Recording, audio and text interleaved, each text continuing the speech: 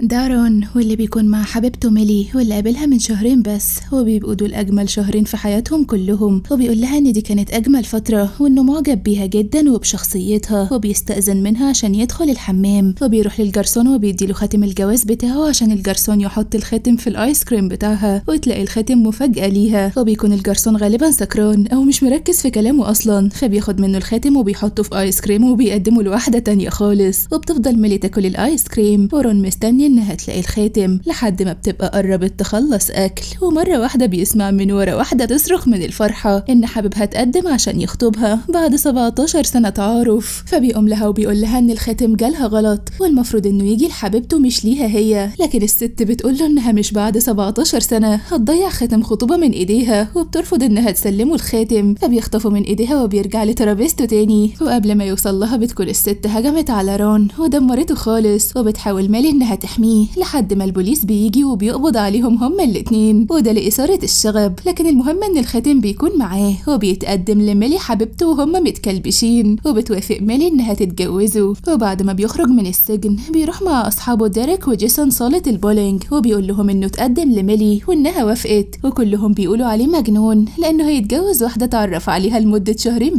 بس رون بيكون حابب فكرة جوازه من ميلي، وبتتعمل حفلة ليهم هما الاتنين في بيت أهل ميلي، وبيروحوا أصحاب رون الحفلة، وبيكون جيسون أكتر شخص همجي في الحفلة لدرجة إنه بيلم الأكل بإيديه وبيحطه في جيبه لبعدين، وبيقدم جيسون لنفسه واحدة صاحبة ميلي، وبيقول لها إنه شغال في مجال الإعلانات، وبيبقى شغله عبارة عن إنه ماسك يافطة محل وبيرقص بيها في الشارع وبس كده، وبيطلع رون قدام كل الحضور عشان يعلن عن ميعاد الفرح بتاعهم واللي هيكون بعد شهر من النهاردة، وكل الموجودين مدعوين على الفرح طبعا، وبيبقى كل الموجودين مبسوطين ما عدا تود جوز أخت ميلي، وبيكون كاره رون لأنه بيحب ميلي وندمان على جوازه من أختها، وبيبقى نفسه يبوظ الجوازة بأي شكل، وبيكون تود بيحاول إنه يتقرب من إب حماه بأي شكل، لكن إب بيبقى معجب جدا برون وبطريقة تفكيره وبشخصيته، وبيهمل تود بشكل كبير، فبيقرر تود إن الجوازة دي لازم تبوظ، وبيتصل برون تاني يوم وبيقوله إنه فرحه بعد شهر، يعني لازم يتعمل له حفلة توديع العزوبية بسرعة، وإنه متكفل بكل حاجة من مصاريف وسفر وكل حاجة، وبيمثل عليه إنه ملوش أخ وعايزه يبقى أخوه اللي يعمل له الحفلة على مزاجه، فبيوافقوا رون لأنه طيب وفاكر إنه بيدور على مصلحته وفرحته، وبيوافقوا على إنه يبقى مسؤول عن الترتيبات، وبيقفل تود معاه وبيبقى مبسوط إنه قريب هيتخلص منه، وبيطلب من بيلي السكرتير بتاعه إنه يجيب له كل المعلومات عن رون، وبيعرف نقط ضعفه لأنه لازم يبعده عن سكته عشان يستولى على كل ممتلكات إب حماه، وده بعد ما يموت، وإنه متجوز مراته مصلحة مش عشان بيحبها، وبيجهز رون حاجات السفر وبيكون معاه أصحابه، وقبل ما بيتحركوا بتيجي مرات ديريك الأولانية عشان تسيب له تومي ابنه لأنه المفروض في الأسبوع ده يبقى معاه هو مش معاها، وبياخدوا غصب عنه، وبيروحوا على المطار وبيلاقوا إن تود واخد الطيارة بتاعت حماه وهيتحركوا بيها، ده غير إنه هيتحمل كل تكاليف الرحلة وهم مش هيدفعوا حاجة من جيبهم، وبيكونوا مبسوطين جدا، وبيطلعوا على الطيارة وبيكونوا منبهرين جدا بيها، وبيلاقوا إن في مضيفتين في خدمتهم على الطيارة، فبيقوم ديريك فورا عشان يحبس ابنه تومي في الحمام، وبيرجع تاني للمضيفات عشان يكملوا رحلتهم سوا، وأول ما بينزلوا بيكون سيس مركز مع المضيفات لدرجة إنه بيقع من على السلم بتاع الطيارة وبينزل على الأرض ودراعاته الاتنين بيتكسروا، وبعد ما بيتجبس بيتحركوا كلهم على الفندق اللي هيقعدوا فيه، وبيبقى بيلي سكرتير تود موجود هناك على أساس إنه منظم الرحلة وبياخدهم للجناح بتاعهم، وبيكون تود مجهز بنات كتير لرون، وبيخرج من الجناح وبيروح الأوضة اللي جنبه عشان يشوف الكاميرات اللي بيلي معلقها في كل مكان في الجناح لأنه عاوز يسجل أي حركة على رون، ومستني إنه يغلط مع بنته وساعتها هيسجل له فيديو ويبعته لميلي والجوازة تبوظ، وبينزلوا كلهم الفندق عشان يعملوا مساج، وبعدها بيتمشوا في الفندق، وبيكون ديريك وجيسون ماشيين لوحدهم وبيشموا ريحة أكل، فبيروحوا ناحية المصدر لحد ما بيلاقوا تجمع خاص بجمعية معينة، فبيسجلوا أسمائهم فورا من غير ما يفهموا الجمعية دي خاصة بإيه أو بتشجع إيه، وكل ده عشان الأكل وبس، وبيقابلوا 2 من الستات بتوع الجمعية، واحدة منهم اسمها بيتي، وبيحاول جيسون إنه يفرد نفسه قوي في الكلام قدامها، وبيقول لهم إنه مشترك في الجمعية من 20 سنة وإنه بدأ فيها من وهو شاب، وكان جده بيشجعه على أهدافها كمان، فبتشرق الست من كلامه وبيبان إن الجمعية دي فيها حاجة غلط، وبتبقى الجمعية دي مسؤولة عن الأشخاص اللي ما بيقدروش يتحكموا في نفسهم وليهم علاقات كتير، والجمعية وظيفتها علاج الإدمان ده، عشان كده الست استغربت إن جيسون فيها من 20 سنة ولسه ما تعالجش لحد دلوقتي، وبيسيبهم جيسون عشان يروح لأصحابه، ولما بيقابل بيتي تاني قدامه بيلاقيها جريت عليه وحضنته، وبمجرد بمجرد ما بيعزم عليها انهم يخرجوا شوية او يسهروا في اوضته بتوافقوا فورا وبيبيع اصحابه في ثانية. وبيستغرب ديريك من اللي حصل وازاي جيسون قدر يرتبط بالسرعة دي وهو طول عمره فاشل، وبيقول لهم انه بيتمنى تكون بيتي مثلا مجنونة او مريضة نفسيا وتقتل جيسون لان ده التفسير الوحيد اللي حصل قدامهم. وبيقعدوا كلهم في مكان بعد ما بيخلصوا سهرتهم، وبيكون ديريك بينصح رون انه يفكر في الجواز من تاني لانه بمجرد ما يتجوز هيودع حاجات كتير اهمها الرياضة، لان مفيش ست بتحب الرياضة وكلهم بيمثلوا انهم بيحبوها وده لحد الجواز، وبعدها بيبانوا على حقيقتهم. ده غير انه هيودع الهدوء والراحة بمجرد ما يخلف طفل واحد. وبيفضل رون يسمعه لحد ما يزهق وبيتعب وبيطلع على اوضته عشان ينام، وبياخد ساس معاه وبيبقى تود حاطط بنات لرون في كل حتة، لكنه بيبقى قادر يتحكم في نفسه وما بيقربش من اي بنت. وبتنام الشلة كلها وبيفضل ديريك لوحده سهران لحد ما بيجي تاني يوم، وبيصحى ديريك في حمام الجناح وبيلاقي خاتم في ايده، وبيتأكد انه اتجوز لتالت مرة وهو سكران ومش فاكر هو اتجوز مين. فبيقول له جيسون انه اتجوز واحدة من الكازينو وانه شهد على جوازه مع شهادة الجواز والفيديو بتاعه كمان. فبيتصدم ديريك من اللي عمله في نفسه، وبيكون تومي ابنه واقف وعارف ان ابوه اتجوز تاني، وبيتضايق ان ابوه لاقي وقت يتجوز ومش لاقي وقت يقعد معاه. وبينزلوا كلهم بعد كده عشان يلعبوا جولف، وبيقول لها جيسون انهم هيلعبوا على ويسكي واللي هيخسر يشرب واللي يكسب يخلي الكل يشرب ما عدا هو. وكالعادة اول واحد بيقع منهم هو ساس، وبيرجعوا بيشيلينه لحد الجناح بتاعهم. وبينزل رون تاني يوم عشان يقعد على البار لوحده في هدوء، وبيتعرف على واحدة اسمها ايفا وبيفتكر انها بتحاول تتقرب منه، فبيقول لها انه خاطب وهيتجوز قريب جدا. فبتقول له ما يقلقش لان هي كمان مخطوبة وكمان هتتجوز قريب، وبتحكي له انها مش مرتاحة مع خطيبها حتى بعد مرور سنة من الارتباط. فبيستغرب انه هيتجوز بعد شهرين تعارف بس، فبتنصحه انه لازم يطول فترة الخطوبة شوية لانها تعرفت على واحد واكتشفت عنه حاجات خلتها تفسخ الخطوبة. وبيعزمها على الحفلة الرئيسية اللي هتتعمل في الفندق كمان شوية، وبينضم رون مع اصحابه وبيقول له تود ان الحفلة دي معمولة له مخصوص ولازم يستمتع بيها على قد ما يقدر. وبيفضل رون يتمشى في الحفلة، وبتيجي ايفا فعلا الحفلة وبتطلع انها هي كمان متفقة مع تود انها تقنع رون يسيب ميلي ويفسخ خطوبته معاها، وبتاخد فلوس من تود عشان تكمل الخطة بتاعتها، وبتروح ناحيته وبتشده في الكلام وده عشان يتمشى معاها شوية. وبينسى موبايله على الترابيزة اللي كان قاعد عليها، وبيلاقي تود ان ميلي بتتصل برون على موبايله، فبيرد عليها وبيسألها لو كانت متأكدة وواثقة انها عاوزة تضم رون للعيلة الراقية بتاعتهم لانه شخص متهور جدا، وده لانه بيقرب من كل واحدة قدامه وبيكون نجح في التوقيع ما بينهم، لان ميلي صدقت فعلا ان رون بيخونها مع كل بنت يقابلها. تفضل ميلي قاعدة متضايقة وسط اهلها ومش مصدقة ازاي رون بيعمل كده وهو المفروض بيحبها، وبتقرر انها لازم تروح له حالا المكان اللي هو قاعد فيه وتكتشف خيانته بنفسها، ومش هتصدق الا لما تشوف بعينيها اللي هو بيعمله. وبيكون رون منسجم جدا مع ايفا على غير العادة لدرجة انهم بيمشوا من الحفلة سوا، وساعتها بيفرح تود ان خطته قربت تنجح وهيصور رون فيديو كدليل على خيانته لميلي ويبوظ الجوازة. وبيأمر بيلي السكرتير بتاعه انه يتأكد من تصوير كل حاجة بتحصل، وبينقل بيلي الحفلة كلها للجناح بتاع تود، وبيروح يبص في الكاميرات عشان يصور ايفا ورون سوا لانه بيفتكرهم موجودين في الأوضة الموجودة في الجناح، لكنه بيفضل يدور عليهم وما بيلاقيهمش، وده لانهم قاعدين في خيمة على الشط. وبيكون رون مع ايفا في الخيمة وهو ما بيتأثرش بيها، وبيقول لها انه بيحب خطيبته جدا ومتأكد انها المختارة فعلا ونفسه يتجوزها، وبيفهمها انه مش خاين، وبيقول لايفا انها شخصية كويسة وطيبة واكيد خطيبها محظوظ جدا لانه معاها. فبتقول له انه طيب قوي عكس تود، وبتحكي له كل اللي تود كان ناوي يعمله معاه عشان يبوظ الجوازة بتاعته، وبيتفقوا على حاجة سوا. وبعدها بتطلع ايفا لتود عشان تتكلم معاه على انفراد، وبتقدر انها تكتفه في السرير، وبتروح تفتح باب الأوضة لرون عشان يدخل عليه ويخوفه اكتر لانه عاوزه يعترف باللي كان ناوي يعمله فيه. وبيجي ديريك وجيسون عشان يفهموا اللي بيعمله رون في تود، فبيقول لهم انه كان بيخوفه مش اكتر، وانه كان عاوز يبوظ جوازته باي شكل عشان يضمن مكانه في شركة اب حماه. واثناء كلامه بتكون ميلي وصلت الفندق ومعاها اختها وامها وبتدور عليه، ولما بتشوفه قدامها بتفتكر انه ملوش في الستات وانه بيخونها مع تود، وبتسيبه وتمشي. فبيجري وراها عشان يشرح لها اللي حصل، وبتبقى مرات تود واقفة وعاوزة تفهم اللي حصل، فبتسأل بيلي وبتهدده، فبيعترف لها بكل حاجة. فبيقول له تود انه مرفوض من الشغل، وبما ان بيلي كده كده خسران بيعترف لمرات تود بكل حاجة بالتفصيل من اول خيانته ليها لحد خطته ان رون يسيب ميلي. وفجأة مرات تود بتصرخ فيهم كلهم وبتطردهم بره الأوضة وبتقفل بابها وراهم، وبتنزل ضرب في جوزها على كل اللي عملوا فيها، وما بيقدرش يهرب منها لانه مربوط في السرير. وبتكون ميلي خدت اول عربية جولف قدامها عشان تهرب من رون لانها مش طايقة تبصله، وبيجري هو كمان وراها بعربية جولف برضه لحد ما بيهجم على عربيتها، لكنها بتقف مرة واحدة فبترمي رون على الترابيزة اللي قدامه ومنها على حمام السباحة، وبتخاف ميلي عليه فبتنط ورا فورا عشان تنقذه. واخيرا بتجيله الفرصة انه يحكي لها كل حاجة ومخطط تود من الاول، وان اللي شافته قدامها ده كان عشان يخوف تود ويخليه يعترف بكل حاجة، وبيترجاها تصدقه وفعلا بتصدقه، وبيقرروا انهم يتجوزوا فورا لانهم بيعشقوا بعض وبيتم جوازهم على خير. وبس كده بيخلص الفيلم.